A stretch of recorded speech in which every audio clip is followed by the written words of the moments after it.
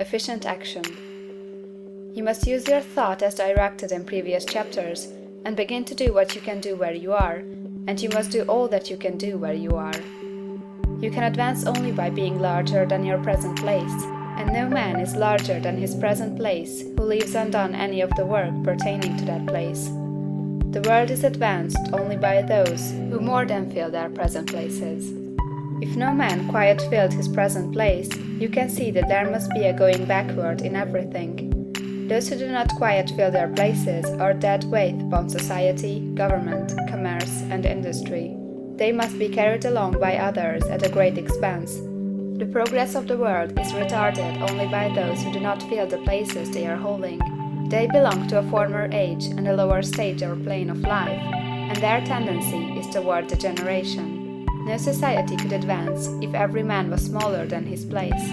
Social evolution is guided by the law of physical and mental evolution. In the animal world, evolution is caused by excess of life. When an organism has more life than can be expressed in the functions of its own plane, it develops the organs of a higher plane, and a new species is originated. There never would have been new species had there not been organisms which more than filled their places. The law is exactly the same for you. Your getting rich depends upon your applying this principle to your own affairs. Every day is either a successful day or a day of failure, and it is the successful days which get you what you want. If every day is a failure, you can never get rich, while if every day is a success, you cannot fail to get rich. If there is something that may be done today, and you do not do it, you have failed in so far as that thing is concerned, and the consequences may be more disastrous than you can imagine. You cannot foresee the results of even the most trivial act. You do not know the workings of all the forces that have been set moving in your behalf. Much may be depending on your doing some simple act. It may be the very thing which is to open the door of opportunity to very great possibilities. You can never know all the combinations which Supreme Intelligence is making for you in the world of things and of human affairs. Your neglect or failure to do some small thing may cause a long delay in getting what you want. Do, every day, all that can be done that day. There is, however, a limitation or qualification of the above that you must take into account. You are not to overwork, nor to rush blindly into your business in the effort to do the greatest possible number of things in the shortest possible time. You are not to try to do tomorrow's work today, nor to do a week's work in a day. It is really not the number of things you do, but the efficiency of each separate action that counts. Every act is, in itself, either a success or a failure. Every act is, in itself, either effective or inefficient. Every inefficient act is a failure, and if you spend your life in doing inefficient acts, your whole life will be a failure. The more things you do, the worse is for you, if all your acts are inefficient ones. On the other hand, every efficient act is a success in itself, and if every act of your life is an efficient one, your whole life must be a success. The cause of failure is doing too many things in an inefficient manner and not doing enough things in an efficient manner. You will see that it is a self-evident proposition that if you do not do any inefficient acts, and if you do a sufficient number of efficient acts, you will become rich.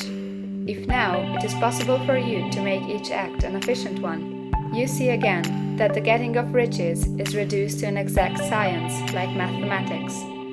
The matter turns then on the questions whether you can make each separate act a success in itself, and this you can certainly do. You can make each act a success because all power is working with you, and all power cannot fail. Power is at your service, and to make each act efficient, you have only to put power into it. Every action is either strong or weak, and when everyone is strong, you are acting in a certain way which will make you rich. Every act can be made strong and efficient by holding your vision while you are doing it, and putting the whole power of your faith and purpose into it. It is at this point that people fail to separate mental power from personal action. They use the power of mind in one place and at one time, and they act in another place and at another time. So their acts are not successful in themselves. Too many of them are inefficient.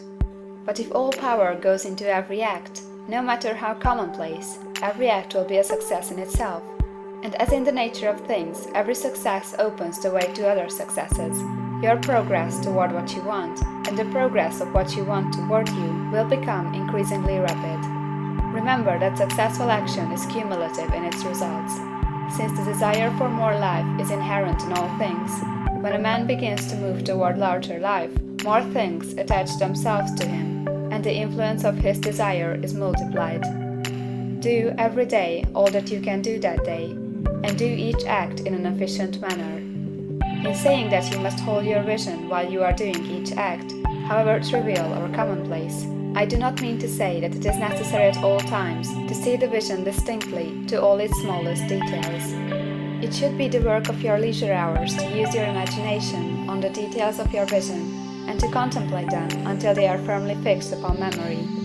If you wish speedy results, spend practically all your spare time in this practice. By continuous contemplation, you will get the picture of what you want, even to the smallest details, so firmly fixed upon your mind, and so completely transferred to the mind of formless substance, that in your working hours you need only to mentally refer to the picture to stimulate your faith and purpose, and cause your best effort to be put forth. Contemplate your picture in your leisure hours until your consciousness is so full of that you can grasp it instantly. You will become so enthused in its bright promises that the mere thought of it will call forth the strongest energies of your whole being. Let us again repeat our syllabus, and by slightly changing the closing statements, bring it to the point we have now reached. There is a thinking stuff from which all things are made, and which, in its original state, permeates, penetrates, and fills the interspaces of the universe. A thought, in this substance, produces the thing that is imaged by the thought. Man can form things in his thought, and by impressing his thought upon formless substance, can cause the thing he thinks about to be created. In order to do this, man must pass from the competitive to the creative mind. He must form a clear mental picture of the things he wants, and do, with faith and purpose, all that can be done each day, doing each separate thing in an efficient manner.